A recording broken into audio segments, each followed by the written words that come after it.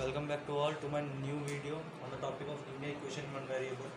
पहला तो मैं आप लोगों को क्लियर कर दूं कि मैंने कौन कौन सी टॉपिक के ऊपर वीडियोस बना लिए हैं, ताकि अगर आपने वो वीडियोस नहीं देखे तो एक बार आप जाके देख लो। ठीक है। अभी हम लोग डील कर रहे हैं application of linear equation in one variable, और किसी भी टॉपिक का आप एप्लीकेशन तभी डील कर सकते हैं जो आपको उसके कॉन्सेप्ट्स के बारे में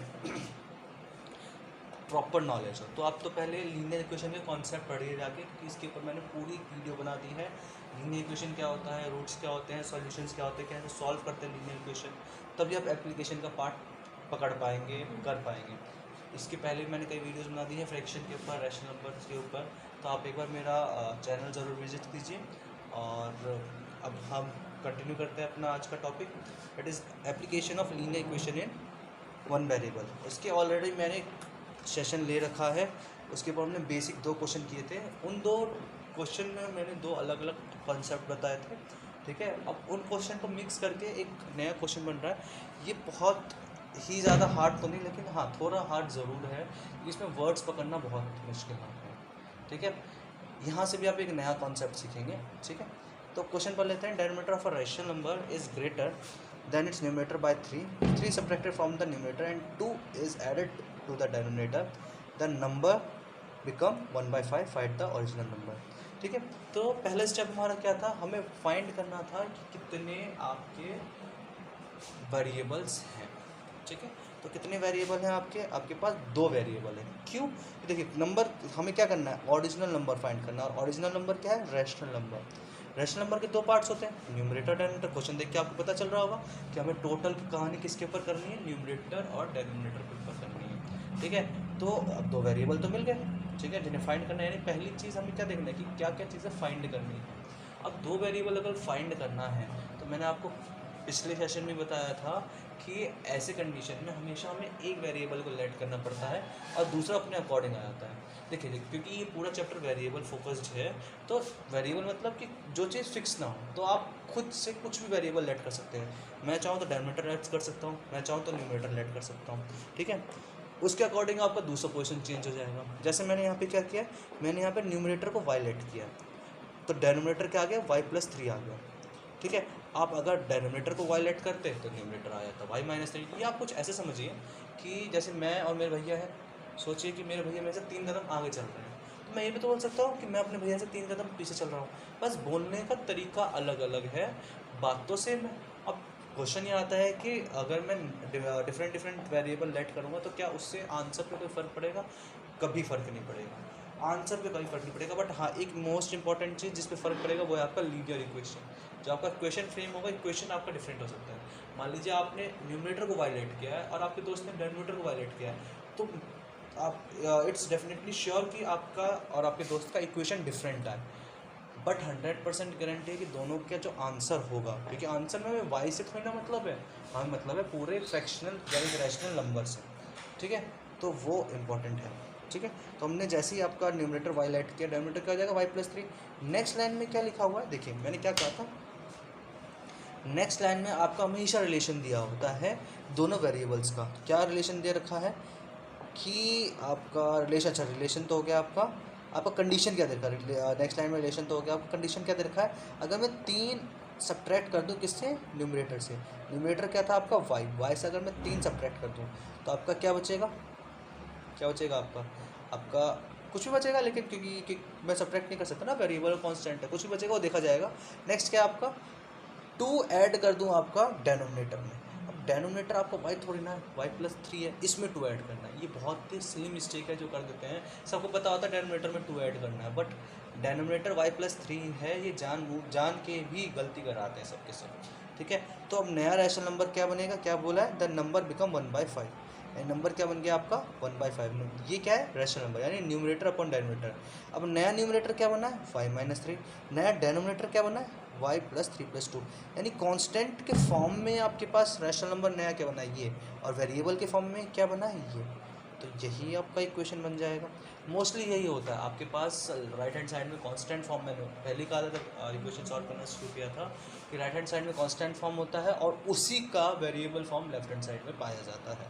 इक्वेशन सॉल्व करेंगे वो मैं कभी नहीं बताता, द मोस्ट इम्पॉर्टेंट थिंग कि चाहे मैं ऑफलाइन लूँ या ऑनलाइन लूँ, आपका एप्लीकेशन पार्ट में लीनियर क्वेश्चन सॉल्व करना मैं नहीं बताता, क्योंकि ऑलरेडी हम उसके ऊपर अच्छी खासी क्लासेस ले चुके हैं, क्वेश्चंस कर चुके हैं, तो उसी के ऊपर टाइम की वेस्ट करें?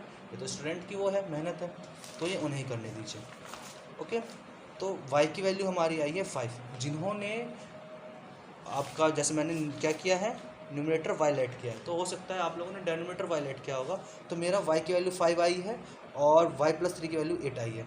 आई एम डैम श्योर कि आपकी, अगर आपने डेनोमिनेटर लेट किया होगा y, तो आपकी y की वैल्यू 8 आई होगी सीधा, ठीक है, और न्यूमरेटर की वैल्यू आपकी डेफिनेटली 5 आई होगी। चेंज हो जाते हैं हमेशा, ठीक है, तो इससे डरना नहीं है। लेकिन मुझे y से मतलब नहीं, y + 8 से या y - 3 किसी से मतलब नहीं, मुझे मतलब क्या है, रैशनल नंबर से। अब रैशनल नंबर में मेरे पास क्या है, न्यूमरेटर और डेनोमिनेटर। यहाँ पे सीन क्या बनता है, यहाँ पे सीन ये बनता है कि अपने ने एक रैशनल नंबर था, उसमें कुछ चेंजेस किए थे, तो एक और रैशनल नंबर बन गया। तो मेरे को आंसर में किससे मतलब है, जो स्टार्टिंग में था या जो चेंज होके आया? तो जो चेंज होके आया है वो तो हम लोगों ने ज़बरदस्ती कुछ ना कुछ कंडीशंस डाले हैं, उसके रिजल्ट पाए हैं, उसके बाद हमें कुछ मिला है ना।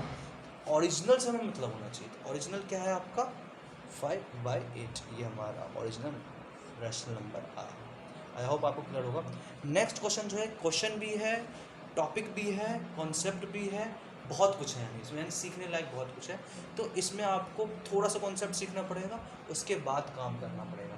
क्वेश्चन में देखिए क्या कहा है, क्वेश्चन पढ़ लेते हैं, उसके बाद हम कॉन्सेप्ट सीखेंगे। Sum of the digits of a 2-digit number is 9। When the digits are reversed, the resulting number is greater than original by 27. Find the number। ठीक है, देखिए यहाँ पे बात हो रही है 2-digit नंबर। यहाँ पे सबसे इंपॉर्टेंट चीज़ है 2-digit नंबर। 2-digit नंबर कैसे बनता है? 2-digit नंबर यानी कि अगर मैं प्लेस वैल्यू में जाऊँ तो मेरे पास 1s होना चाहिए और मेरे पास 10s होना चाहिए, मेरे पास दोनों होना चाहिए, ठीक है। अब ये 2-digit नंबर पहले फॉर्म करना सीखिए, क्योंकि हमारे पास एक टॉपिक होता है प्लेइंग विद नंबर, उसमें ये digit form, 3-digit number, 2-digit number form करना सिखाया जाता है, ठीक है। बस उसका एक छोटा सा कॉन्सेप्ट मैं यहाँ बताऊँगा, क्योंकि उतना ही जानने लायक है। 2-digit नंबर हमेशा इस फॉर्म का होता है 10 × a + b। अब ये क्या है, चलो इसे छोड़िए। अच्छा ये बताइए 79 2-digit नंबर है, मैं एक रैंडम नंबर ले रहा हूँ, इस क्वेश्चन से उसका कोई मतलब नहीं, केवल समझाने के लिए ले रहा हूँ। हाँ है, अगर मैं इसको एक्सपेंडेड फॉर्म में लिखें, जो आप 3rd-4th क्लास में करते हैं, एक्सपेंडेड फॉर्म में लिखूँ तो ऐसा होगा 7 × 10 + 9 × 1। ये मल्टीप्लाई किससे किया मैंने, जो उनकी प्लेस वैल्यू थी, ये 10th प्लेस वैल्यू है, या पे यूनिट प्लेस वैल्यू, उससे मल्टीप्लाई किया मैंने। बहुत बेसिक है, बट यही बेसिक आपके क्वेश्चन सॉल्व करेगा, ठीक है। तो यहाँ पे मैंने क्या देखा कि अगर मेरे को कोई भी 2-digit नंबर लेना है, तो 2-digit नंबर में एक आपका 10 से मल्टीप्लाई होगा, एक आपका 1 से। अब इसी बात को जो मैंने कांस्टेंट में समझा है, इसे वेरिएबल फॉर्म में लिखूँ, तो अगर मैं एक नंबर लूँ AB, एक नंबर लूँ मैं AB, तो इस AB, ये एक नंबर है, ये मैं समझिए A × B, ये वेरिएबल का, ये मानता हूँ मैं, मान सकते हैं, दिखने में लगता भी A × B। अब ये समझिए एक नंबर, जैसे यहाँ पे 79 है, यहाँ पे समझिए A की वैल्यू 7 है, B की वैल्यू 9 है, तो AB एक नंबर। अब इसका अगर आप करेंगे एक्सपेंडेड फॉर्म, तो क्या हो जाएगा 10 × a + b। बस ये आपका बहुत इंपॉर्टेंट ओरिजिनल फॉर्म है, इसे समझना बहुत ज़रूरी है, वरना लास्ट टाइम पे से रटना हो जाता है, क्योंकि ये क्वेश्चन डेफिनेटली श्योर होता है कि आपके पास आएगा ही आएगा, क्योंकि ये कॉन्सेप्ट समझा रहा है। जब कॉन्सेप्ट समझाते हैं चीज़ें, तो क्वेश्चन टीचर के लिए बहुत इंपॉर्टेंट हो जाते हैं, ठीक है। आई होप आपको क्लियर हो गया होगा। ओके, तो ये ऊपर वाला पार्ट केवल कॉन्सेप्ट के लिए था, ठीक है। अब मैंने क्या किया, अब मुझे यहाँ से क्या पता चला कि यहाँ पे भी आपका 2 नंबर है, एक यूनिट प्लेस का नंबर है, 10th प्लेस का नंबर। तो अब 2 नंबर है, तो दोनों में से एक को लेट करना है, ठीक है। मैंने एक को लेट किया, आई रिक्वेस्ट कि आप दूसरा लेट करके देखिए, इक्वेशन चेंज होगी, सब कुछ चेंज होगा, बट आंसर वही आएगा। मैंने क्या किया है, 10th डिजिट को नंबर, जो 10th डिजिट प्लेस पे जो नंबर था, जैसे ये A है 10th डिजिट पे, तो वैसे ही एक 10th डिजिट प्लेस पे एक नंबर होगा, उसको मैंने x लेट किया है। इस क्वेश्चन में आप लेट क्या कर रहे हो, एक तो वो इम्पॉर्टेंट है, और किस प्लेस की डिजिट को लेट कर रहे हो वो बताना ही इम्पॉर्टेंट हो जाता है, ठीक है। तो मैंने क्या किया, 10th डिजिट के नंबर को x लेट कर लिया, ठीक है। तो अब 10th डिजिट के नंबर को x लेट कर लिया, तो मैंने क्या कहा कि आपका लास्ट जो क्वेश्चन, जैसे यहाँ पे फाइंड द नंबर है, ये मुझे बताता है क्या लेट करना है, और मेरे को हमेशा स्टार्टिंग की चीज़ें क्या बताती हैं कि अगर 2 वेरिएबल है तो उन दोनों के बीच में रिलेशन क्या है। अब ये कैसे पता चलेगा, sum of the digits of a 2-digit number is 9। अब मुझे क्या पता गया कि उन दो जो 2 डिजिट का नंबर था, उन दोनों के डिजिट्स का, यानी अगर 79 2-digit नंबर है तो उनमें डिजिट क्या है, 7 और 9। अब इनका सम, यानी कि अगर 2 डिफरेंट डिजिट का सम है तो उन है क्या है 9। तो अगर 2 डिजिट में एक x हो जाएगा, तो दूसरा क्या हो जाएगा, ऑब्वियसली बात है 9 माइनस एक्स। तो कुछ ऐसी बात हुई ना, मेरे पास 9 टॉफी है, मैंने कुछ एक बच्चे को 4 टॉफी दे दी, दूसरे को कितना दूंगा मैं 9 माइनस 4 यानी कि 5 टॉफीज दूंगा। ठीक है, तो देखिए इतना हार्ड नहीं है वेरिएबल का कोई भी चैप्टर, लीनियर इक्वेशन या आपका अलजेब्रिक एक्सप्रेशन। जैसे आप कांस्टेंट के साथ डील करते हैं उसी तरह अगर आप वेरिएबल के साथ खेलना सीख गए तो आपका ऑल क्लियर आउट हो जाएगा। ठीक है, अब मेरे पास यूनिट डिजिट के लिए भी एक नंबर है, एक वेरिएबल है, एक आपका टेंस डिजिट के लिए भी एक वेरिएबल है। अब ओरिजिनल नंबर क्या होता है? ओरिजिनल नंबर होता है 10 इंटू टेंस प्लेस पे जो डिजिट है 10। ये याद रखना है कि ये, क्योंकि ये फॉर्म बहुत इंपॉर्टेंट है, क्योंकि अभी नंबर रिवर्स होंगे। अभी आपने क्वेश्चन पढ़ा होगा digits are reverse, number reverse होंगे, तो आपके दिमाग में अगर कॉन्सेप्ट रहेगा कि 10 किसके साथ मल्टीप्लाई हो रहा है 1 किसके साथ, तभी आप क्वेश्चन कर पाएंगे। इस क्वेश्चन को मैं आपसे रिक्वेस्ट करूँगा कम से कम 3 से 4 बार करेंगे, बहुत इंपॉर्टेंट क्वेश्चन है, क्योंकि वही बात पुरानी की कॉन्सेप्ट दे रहा है ये। ठीक है, तो 10 इंटू टेंस प्लेस नंबर, जो टेंस प्लेस में माना था, plus ones place number into 1, ones place number 9 minus x है, अभी हमने निकाला था। ठीक है, तो ये मेरा ओरिजिनल, ये याद रखिएगा ओरिजिनल नंबर बन गया।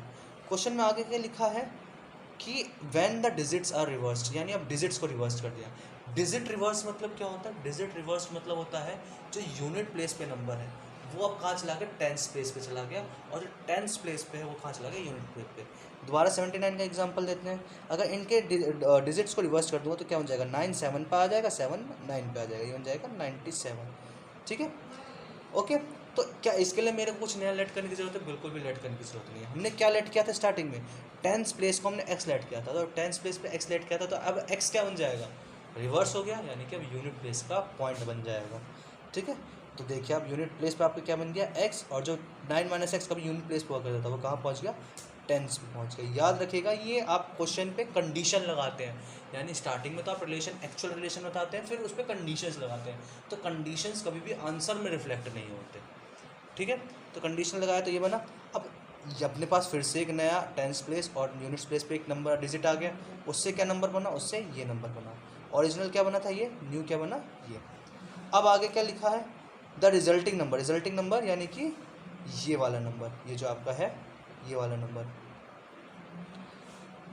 The resulting number is greater than original by 27, यानी कि ये आपका जो नंबर है ये ओरिजिनल से 27 बड़ा है। यानी अगर मैं इसमें 27 कर प्लस कर दूँ तो ये आ जाएगा, या फिर इन दोनों को माइनस कर दूँ तो 27 आ जाएगा। अब जो करना चाहो कर दो।